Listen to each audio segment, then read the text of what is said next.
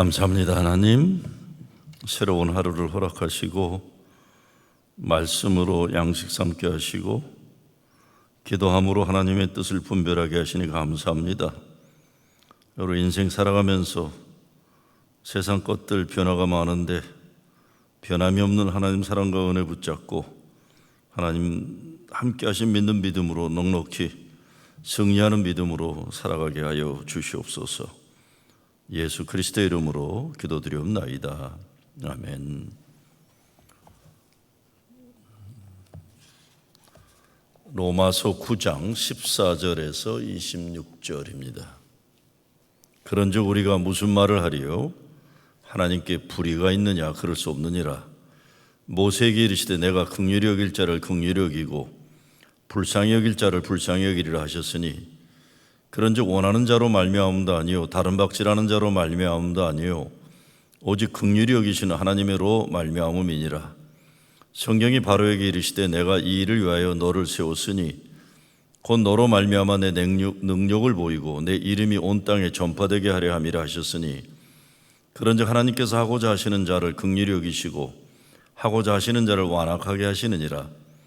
혹 내가 내게 말하기를 그러면 하나님이 어찌하여 허물하시느냐 누가 그 뜻을 대적하느냐 하리니 이 사람아 내가 누구에게 감히 하나님께 반문하느냐 지음을 받은 물건이 지은 자에게 어찌 나를 이같이 만들었느냐 하겠느냐. 토기장이가 진흙 한 덩어리로 하나는 귀 있을 그릇을 하나는 천 있을 그릇을 만들 고난이 없느냐. 만 하나님이 그의 진노를 보이시고 그의 능력을 알게 하고자 하사 멸하기로 준비된 진노의 그릇을 오래 참으심으로 관용하시고 또한 영광 받기로 예비하신 바 긍휼의 그릇에 대하여 그 영광의 풍성함을 알게 하고자 했을지라도 무슨 말을 하리요?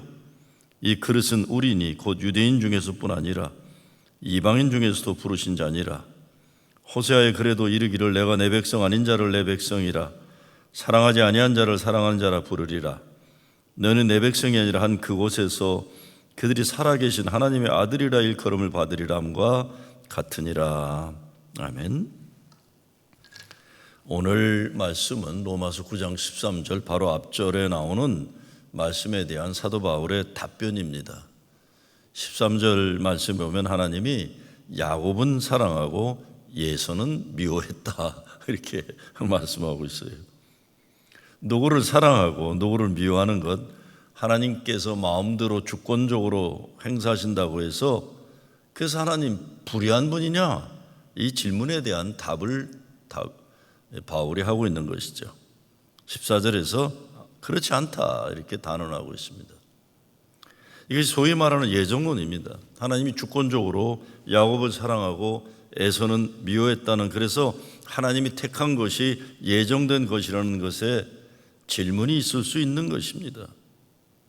하나님의 주권적인 선택에 대해서 하나님께서 불공평한 분이 아니냐 질문이 가능하죠. 아니 어떻게 태어날 때부터 누구는 지옥 가기로 누구는 천국 가기로 그렇게 됐느냐. 사람이 아무리 노력해도 소용없다 이런 예정 질문이 가능한 겁니다.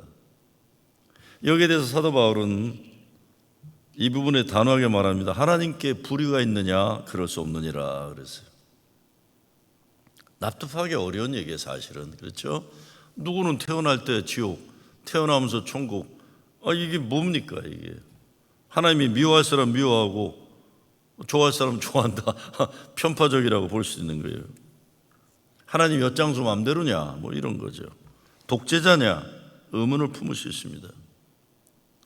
여기에 대해서 감리교 창시자인 요한 웨슬레가 그 시대 심각한 문제였기 때문에 이 문제를 이야기를 합니다. 왜냐하면 산업혁명 당시에 도시 빈민은 물론 사회의 윤리도덕이 무너지면서 사생아들, 고아들, 버림받아지는 인간들, 그런 현실에서 귀족화된 교회들은 담을 쌓고 우리는 축복받기로 예정됐고 저것들은 저주받기로 예정되었다. 전도의 필요나 선교의 필요를 전혀 생각하지 않았던 겁니다. 이것을 천박한 예정론이라고 그러죠. 자기들 지금 잘 사는 거, 자기들 잘 되는 거 예정된 거고 딴 사람들 못 사는 거 어려운 거 그렇게 예정됐다. 이게 얼마나 교만한 거예요. 그래서 자기들끼리 잘 살면 되고 사회에 소외된 자들, 가난한 자들 돌보고 도울 책임감을 가지지 않았다고 해도 생각합니다.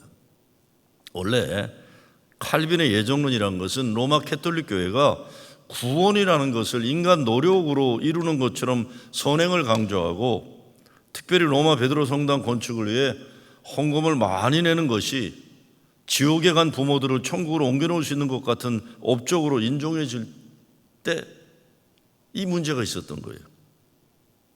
그거 아니라는 것이에요. 칼빈은. 루터도 그 오직 믿음으로, 오직 은혜로 얘기하지 선행이 아니라는 겁니다. 오직 하나님 주권적 예정하시는 역사라는 종교교육의 중요한 선언이 그것이었어요. 그런데 이 예정론이라는 것이 천박하게 만든 것이 훗날에 웨슬리 시대는 400년 지난 다음이죠. 못된 귀족화된 교회가 천박한 예정론을 만든 거예요.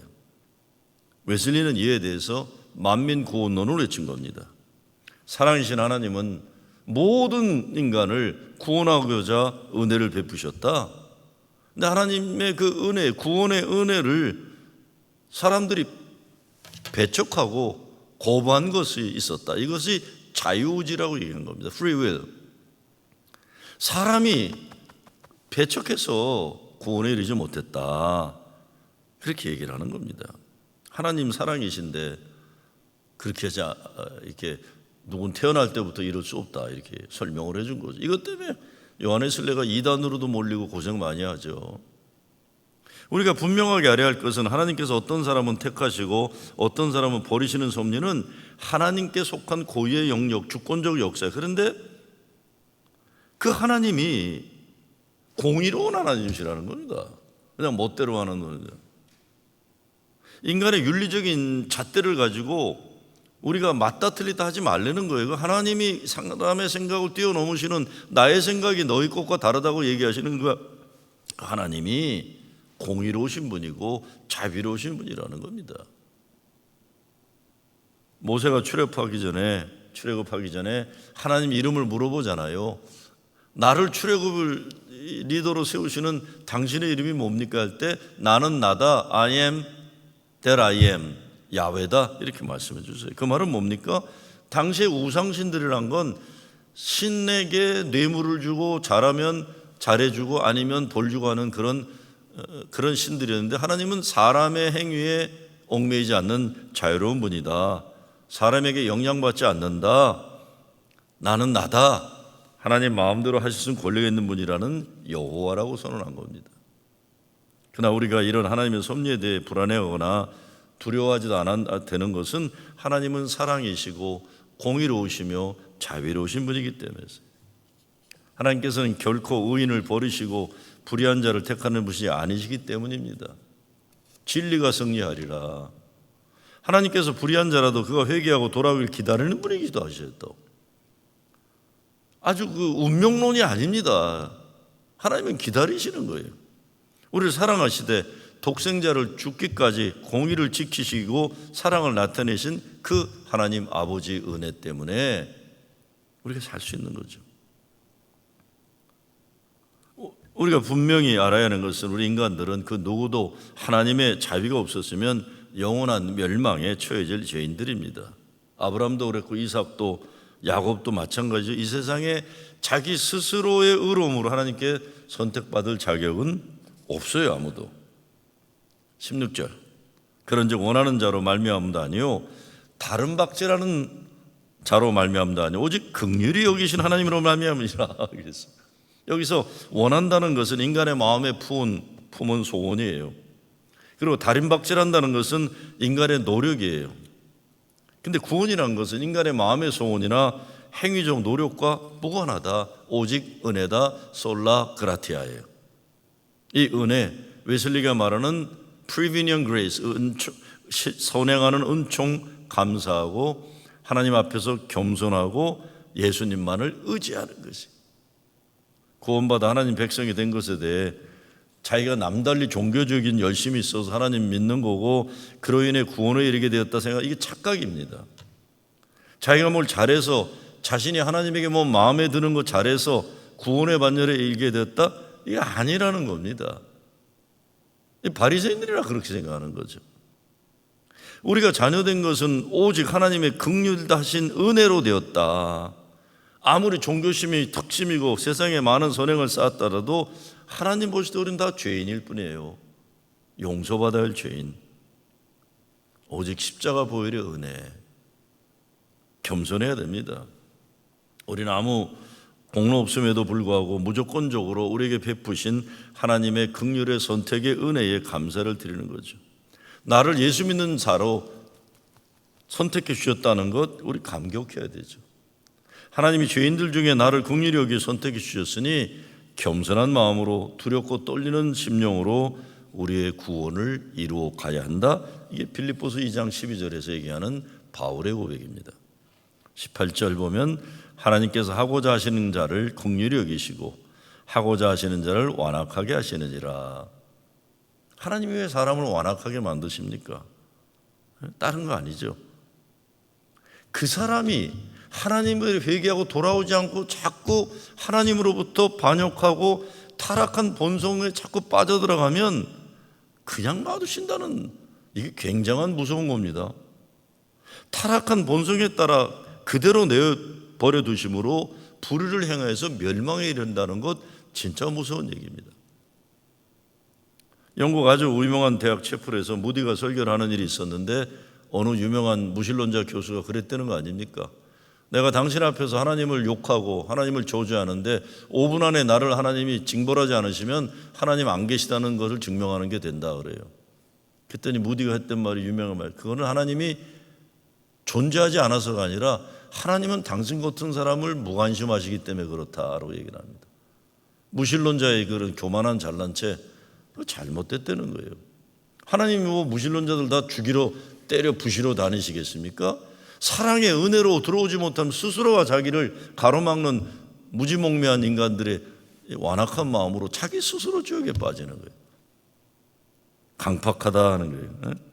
사람의 마음이 불신으로 악으로 굳어있는 상태, 완악해졌다. 사람이 마음이 죄로 굳어지는 것은 자기의 죄를 인정하지 않고 회개하지 않는 겁니다. 하나님이 오래 참으시면서 회개하기까지 기다리세요.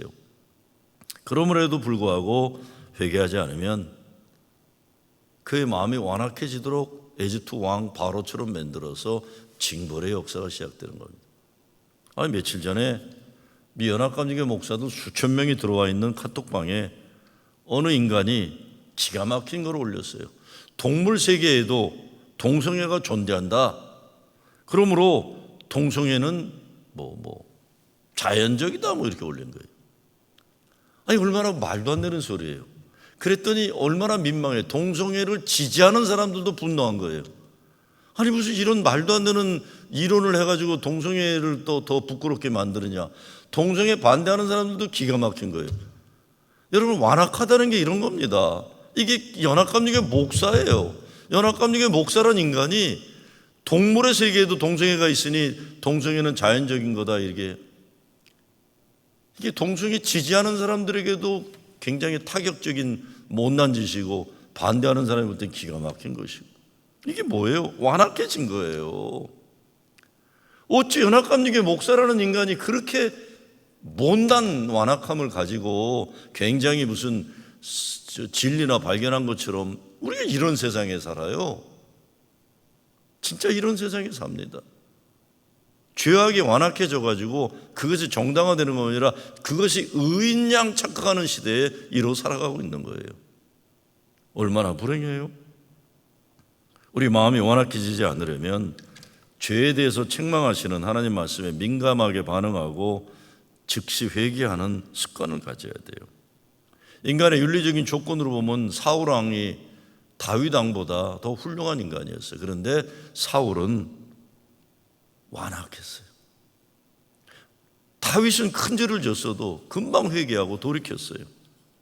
그런데 사울은 하나님 말씀을 어기고 사무엘 선지자의 질책을 듣지 않고 지멋대로 고집대로 했다가 하나님께로부터 버림받고 마는 겁니다. 하나님이 때때로 사람들에게 회개할 기회를 통해서 하나님이 주시는 지혜로 깨닫게 하시고 회개할 수 있도록 그 기회를 주실 때 이 기회를 놓치면 안 됩니다. 때때로 사건들을 통해서 여러 가지 삶의 일들을 통해서 우리를 깨닫게 하시고 회개하게 하실 때 회개해야 돼요. 만약에 우리의 강팍함으로 인해서 회개하지 못한다면 멸망의 길로 가는 거예요. 오늘 우리가 여기 있는 것도, 우리가 살아온 것도, 앞으로 살아가야 할 것도 우리의 다른 박질 같은 우리의 수고와 노력 때문이 아니라 오직 하나님의 긍휼하심으로 말미암은 줄 믿어야 됩니다. 이 하나님으로 말미암은 인생들이 하나님과 동행하면서 그를 기쁘시게 하면서 그의 뜻을 이뤄가는 거죠.